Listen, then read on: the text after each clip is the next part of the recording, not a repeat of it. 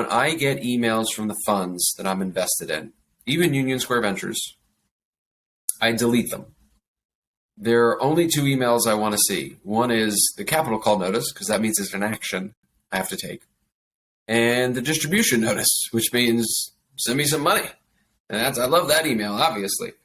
Every other email, like we're going to have an LP event, we're going to go through the portfolio, we're going to have some of our companies present. Don't care. I don't care because I gave you a very big check for you to do work. I don't want to do any work. If I wanted to do work, I do this for a living. I pay you to do it. Just tell me when you need money from me and tell me when you're sending money from me. Hey everyone, this is Prashant and I'll be your host for the VC 10X podcast, and today we have Jeff Wald with us. Jeff is a serial entrepreneur, angel investor in the future of workspace, and an LP in several venture capital firms. A couple of his past companies have been sold to ADP and Salesforce. He also serves as a board member to some of his portfolio companies. In this episode, we talk about how Jeff started investing, what is the $10 million future of work prize, what he looks for in founders and GPs while investing, how he does not track his investments at all, and making a call to his accountant and asking him to write off his investment as soon as he makes the deal, and a lot more. If you listen to the end, you will know why this episode is titled The Dream Investor. Before we start the episode, if you haven't subscribed to VC 10X yet, please do and leave us a 5-star rating if you find value in this episode. Do share any insights you gather from the episode on social media and tag VC 10X. We'll make sure to reshare your post. Without further ado, let's get started.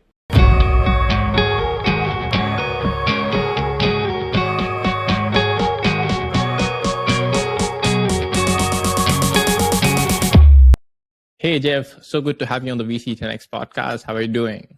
I am doing great. Thank you so much for having me. It's my pleasure. And I was going through a website to research for this episode, and you are an angel investor, you are an LP in so many VC firms. So to start things off, why don't you tell us your story and how you started investing? Well, I wish I could tell you the story that my parents gave me some money and I started investing as a kid and learned how to follow stocks and bonds, but I didn't. I remember starting my career at JP Morgan, and we go through a training program, and I thought to myself, why do I need training? I just graduated from this wonderful university, and then I quickly came to understand that I knew absolutely nothing about capital markets, about investing.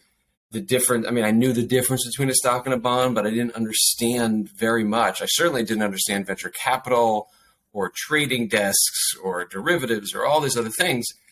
And so I really began at JP Morgan when I got my first bonus, and I thought, I have cash. And so I immediately, invested it into a bunch of tech funds because we were in the midst of the tech bubble. And I think I may have been the last guy to buy some tech funds, because those tech funds I bought for $5,000 each, and they very quickly dropped to $1,000 each.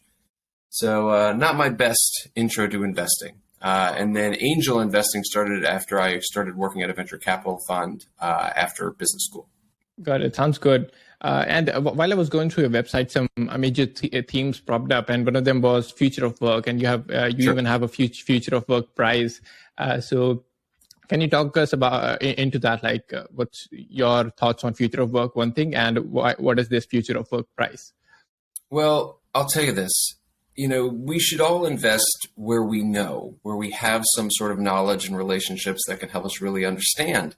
Because I will tell you, my first few angel investments were people that I'd gotten to know, and I just thought they were really interesting and what they were doing was great. And I lost all my money on all those investments because I didn't understand their space. I didn't understand the competitive dynamic. I didn't understand all the other technologies and things like that. I just met somebody, thought they were great, and gave them 25 grand. That's a terrible way to invest. We should be doing our diligence, and the best way to be able to do that, it is an area where you have some domain expertise. And as you point out, I do have some domain expertise in the future of work. So my last company, WorkMarket, was enterprise software that enables companies to organize, manage, and pay their freelance workers. So as people talked about an on-demand labor revolution, we were helping to power that in the corporate world. I wrote a book on the future of work. And as a part of that book, I got 20 of the leading thinkers on the future of work, myself not included, to write what they thought the world of work will look like in 2040. One of my side gigs is I serve as an advisor to the X Prize, which puts forward cash prizes to incent teams to come up with something innovative. So I thought, why don't I copy my friends at the X Prize, and I will put forward a $10 million prize for whichever one of these contributors to my book. It's all in chapter 10 in my book, The End of Jobs, Rise of On-Demand Workers and Agile Corporations. So each 20 of them wrote 4 or 5 pages on what they think the world of work looks like in 2040. And we have a complex voting mechanism. God willing, they'll all be alive, myself included, in 2040. And one of them will be awarded the $10 million prize. And so all of that is to say that I've built up a large network in the future of work. I've built up a large domain expertise in the future of work. So when people come to me with an angel investment in the future of work, it's not, hey, I really like this person, but it's, okay, well, I've seen a lot of tech in that space. How are you guys going to be different? What's your go-to-market? Like, I can ask much more intelligent questions. And importantly, if I choose to make an investment, I can be helpful to that company in helping them find customers and partners and people in the ecosystem, and buyers of their companies, clearly investors in their companies. And so that's kind of the future of work story. Got it. And talking about your book, End of Jobs.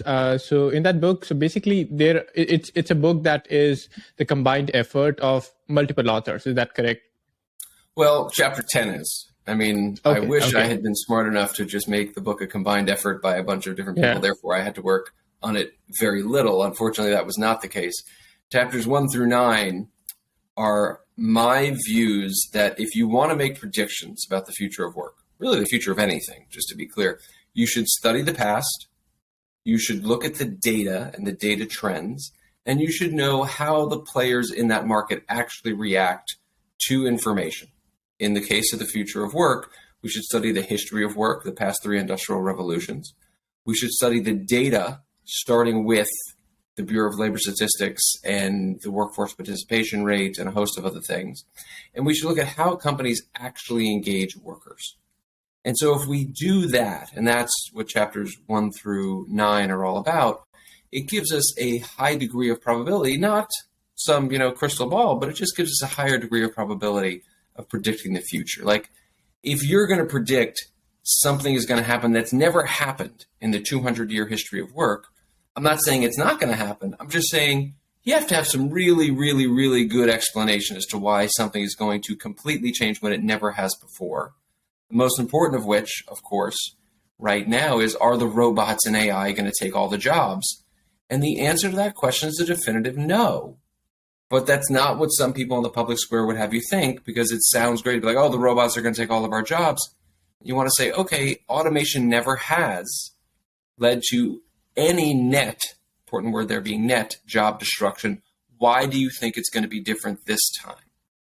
And maybe they've got a good reason, but usually they don't. Usually they haven't studied history. Usually they haven't studied data. Usually they have no idea on how companies engage workers. Got it. So from what I understood of it, the Future of Work prize is basically from the people who have predicted the future of work right now. If that comes out correct, then they will be awarded that prize. Is that correct? Well, one of the 20 will prove to be the most correct. I don't suppose any of them will be 100% correct because, predicting something 20 years into the future is very, very difficult. But all of the other writers will get to choose which of the authors is the most correct. And that one author will be awarded the $10 million Future of Work prize. That sounds incredible. And you're also investing in Future of Work actively, right? So let's talk about the investing aspect of it. So when you're investing, not just in Future of Work, but in other sectors as well, what are the kind of things that you're looking for? What are the traits that you're looking for while investing? Well, I'll say this, I'm not a professional investor. I am investing for my own account. If I want to be thesis driven and say, oh, I think that there's a big macro trend for this, a big macro trend for that, I think that this space is ripe for innovation, I will tell you what I tend to do is to find a fund manager in that space and pay them, right? Invest in their fund, and they'll take 2 and 20 or whatever they're charging and let them do the work. Because a macro thesis is one thing, but understanding how that macro thesis is going to play out, what the existing supply chain is, who takes a lot of the value in the supply chain, how it's going to evolve, the different partners, the ecosystem, the supply chain, that's a lot, right? And that is the kind of work you should do if you're going to be a professional investor. So in the future of work, I do make investments. That is one of the few areas where I will still make angel investments. I used to make them all over the place. Again, went poorly. Now I do them pretty focused in the future of work, going very well. But I don't sit there with a macro thesis and say, I need to go find a company that's doing remote work, infrastructure. I don't do that. What I do is when people come to me, because I do see tons of future of work deals, right? Like every startup in New York City, certainly, and in most other places, the VCs that invest in the future of work will come and ask me what I think. And usually my angel investments will be alongside them. They're like, oh, we're going to lead this round. I'm like, great, I'll put in X or Y. And so I am not thesis driven in the future of work. I am more opportunistic, which is such a terrible word, but it is what applies here.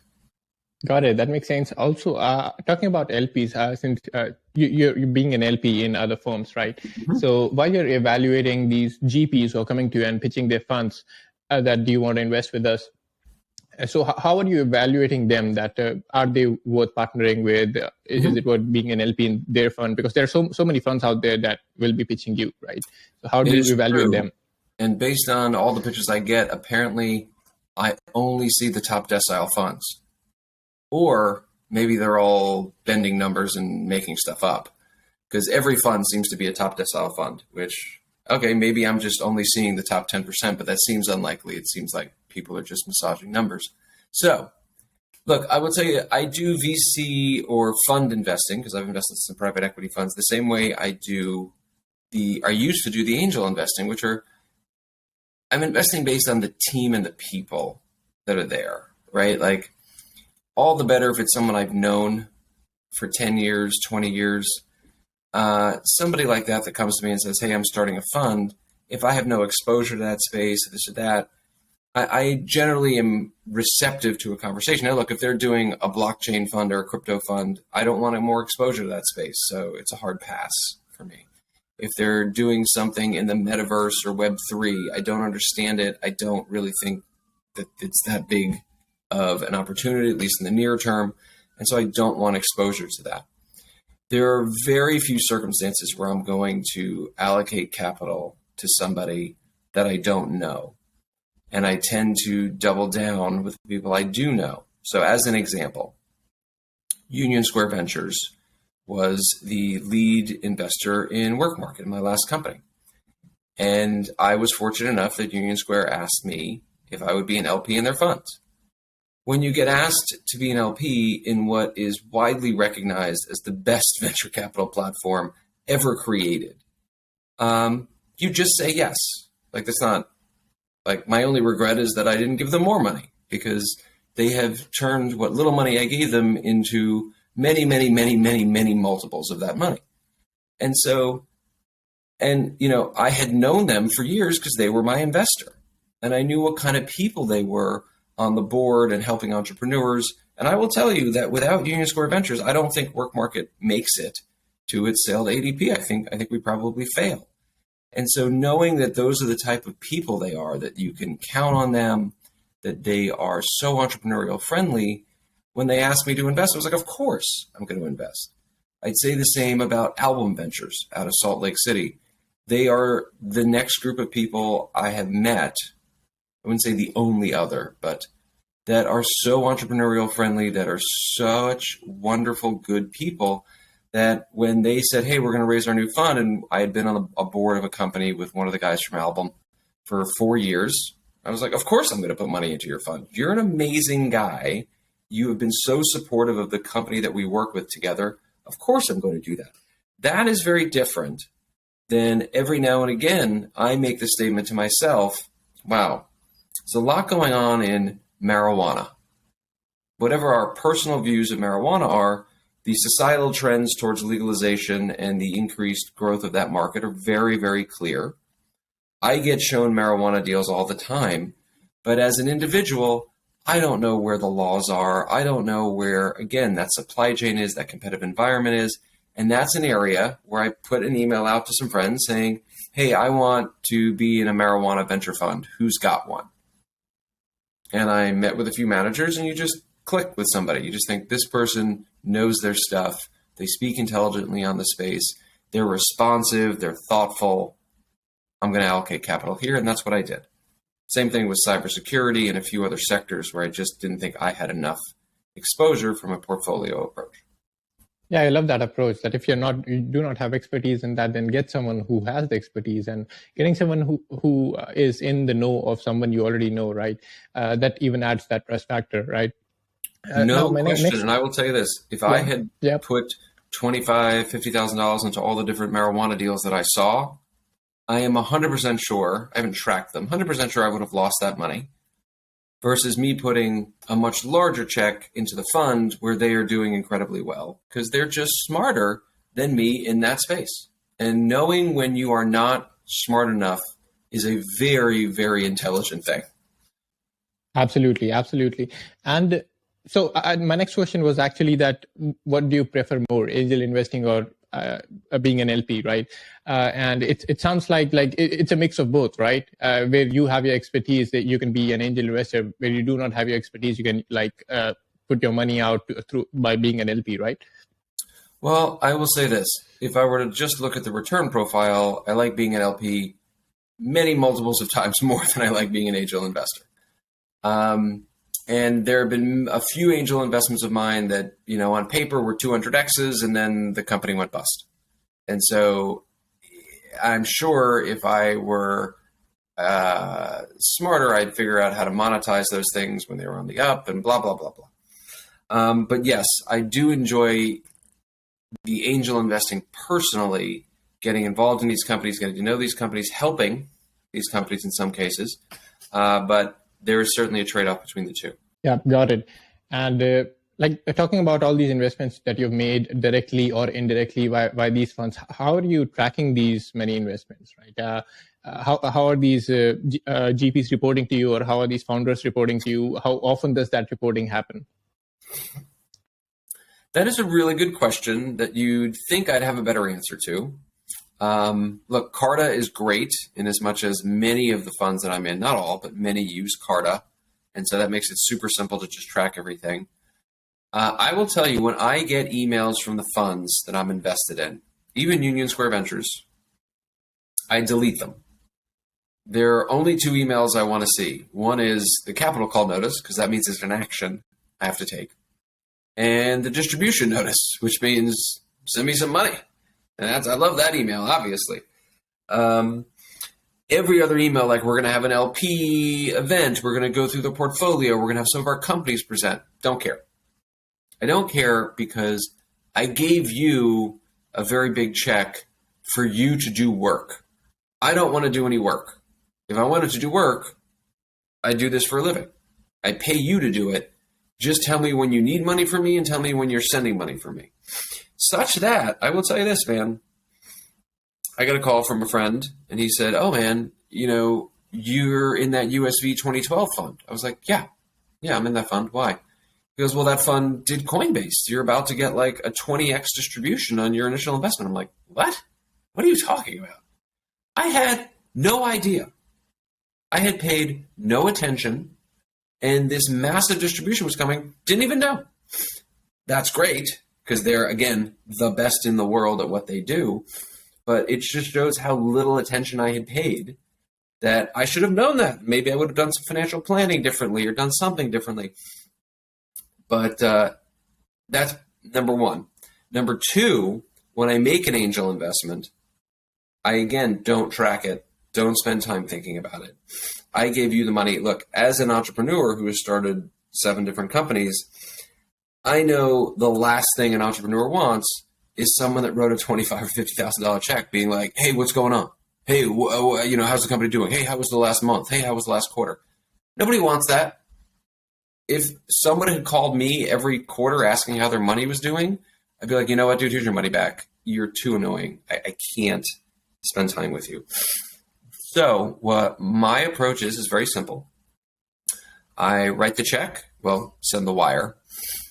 I email my accountant and say, here's the investment I've made, X number of dollars into this company. The first chance you have, usually 1 year, write it off. I'm going to assume it's zero. And I tell the companies, I said, look, I'm going to call my accountant and write this off. If you need me for anything, call anytime. I'm here. I will make introductions. I'm there to come whiteboard with you. I'm there just to talk if you're feeling bummed out and overwhelmed, because I've been there. But I'm never going to reach out to you. So you call if you need me. Otherwise, I'll see you at the IPO party. Like, that's it. So I don't spend time doing it because I know what it's like, and I can't really influence that outcome, especially if they don't want me to. I absolutely love that, Jeff. You're the absolute dream investor. I'm thinking of titling this episode "The Dream Investor," Jeff Wald, right? That's very true.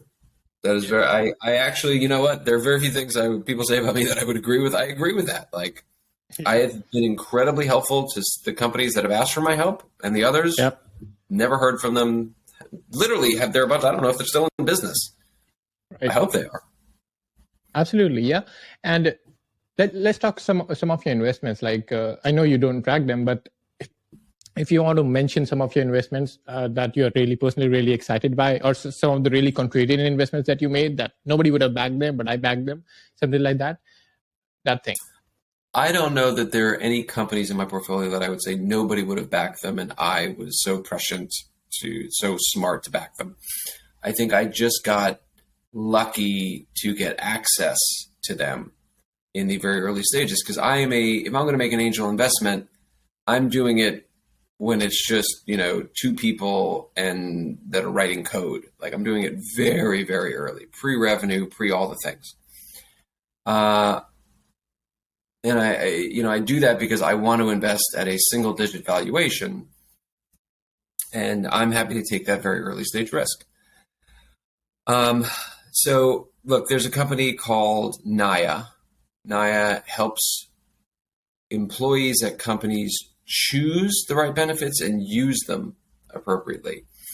I point to this one, because they're absolutely killing it. I invested at a $4 million valuation. They raised money earlier this year at a $600 million valuation. Just absolutely killing it. But more importantly, they are going after an industry that is so complicated. Like, insurance and benefits is so complex, and they have just built a better mousetrap, and they are substantively adding value throughout the supply chain, right? Insurance companies like them, the employers that have benefits for their employees like them, the employees like it. Like, everybody's benefiting. And when you're able to do that, you're really onto something special, and they've been able to do it. And so I think they're great. Another company that I'll point to is called Transfer VR, which is the largest VR training company. And they are helping right now thousands, soon tens of thousands of people get the kinds of skills necessary to get a middle-class job.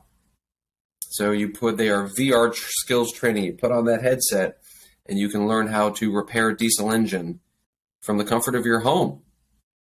You don't have to go travel to a place that's got a diesel engine studio. You can learn how to become a nurse practitioner from the comfort of your home, because we have a virtual health clinic that you can learn all the trades. You still have to go get certified and whatever, but you can do 90% of your work on your own time without paying a huge amount of money, very little money, quite frankly. So it's a 90% reduction in time and 90% reduction in cost. And you come out of it ready to take a certification test. And so those kinds of things are just, I don't know that I call Naya so mission-driven, although it's got some mission to it, but Transfer VR is very mission-driven. And it's just such an honor to be a part of Bharani Rajakumar is the founder. He's a very dear friend, and it's just an honor to be a part of his journey as he helps, again, now thousands, soon to be tens of thousands, hopefully soon millions of people move from the classroom to a career and into a better paying job. Yeah, that sounds very exciting. I'll make sure to plug all those companies in the blog post that will go along this episode. All right. my last main question for you is like, what is your take on the current slowdown? Has that changed your approach anyway or not? No, in no way. Look, these things happen. They're cycles, and the cycle turns as well. And the cycle always does. It's one of those immutable laws. The cycle will always turn, and it's a good thing. Look, did marginal companies raise money that should not have? Yes. Are they dying now? Yes. They shouldn't have been there to begin with. Did companies that were growing raise more money than they needed at higher valuations than they deserved? Yes. They're being corrected. Great, right? Like, this should happen. It has to happen. I'll tell you this. There was a company that I invested in. They were doing really well. Again, I was a super angel investor. So I meant super early investor, not super angel. Very early investor. They were rolling along. And they got a call from a VC saying, hey, we want to give you $50 million at a $250 million valuation. I was like, guys, do you need $50 million? They're like, no. Like, but what are you going to do with it? They're like, well, but I mean, how do we not take it? I'm like, look, you don't take it because now you have to live up to that valuation. And you're in a box. And blah, blah, blah, blah, blah. And I said, the only valuation that matters is the last one. Doesn't matter that you take this money. It just doesn't. And it was interesting because I had introduced him to a very large corporation. That corporation was signing a deal with them to distribute their product and this and that. I got a call from the head of corp dev at that company. And he says, hey, should we just buy them? I was like, you should definitely buy them. Do you know what their last valuation was? He said, no. I said, well, it's a matter of public record, $250 million. And he like spits his coffee out. He's like, what? He goes, look, geez, I would have bought them for 100. He said, I'm not going to buy them for 250. I said, oh, you can't buy them for 250. You'd have to buy them for 400. And it's interesting because he said, all right, well, look, we're still going to do this partnership, but now we're going to build it ourselves. And in a couple of years, we'll just phase them out. I'm like, yeah. The thing is if they had sold that company for 100 million, which that large company would have bought them for, that was a great exit for them. It was a great exit for their investors. Each of the founders, would have made 20, 30 million bucks. Like, that's an insane amount of money. And now they can't. And they've raised money at an even higher valuation now. And now they have to exit at like $1 billion. And I'm not saying they won't. I'm just saying they have massively curtailed the exit options they have. And they are going to have a rude awakening at some point. And as an angel investor, having invested at a single-digit valuation, maybe I'll be protected. Maybe. Depends on the preference stacks and all these other things. But maybe not. And so just because you can take money at a ridiculous valuation doesn't mean you should. And a lot of people did. And that cycle is not fully turned yet because all those companies have to go through their down rounds and have to be recapitalized and have to realize, shoot, there is no exit for me unless I do X, Y, or Z. And we build these companies to change lives, to build teams and help those teams grow. We build them to exit them. And if you put yourself in a box and you don't have a lot of exit options, that's just not a great way to build a company. Absolutely. And that's a really important point to drive home because a lot of times founders are chasing higher valuations. And that is not necessarily a good thing. And this is something that founders need to understand because you need to justify that valuation. And in your next round as well, even if you're not going for an exit, your next round is dependent on this round. If you justify this round only, then you'll be able to raise next time. And the moment your valuation drops down, the media is all over it, right? You get bad PR, right? So instead of that, just take the real valuation, right? Okay. 100%. That's a great point to drive home. So now, moving on to our rapid fire round, I'll ask you 5 quick questions. Okay.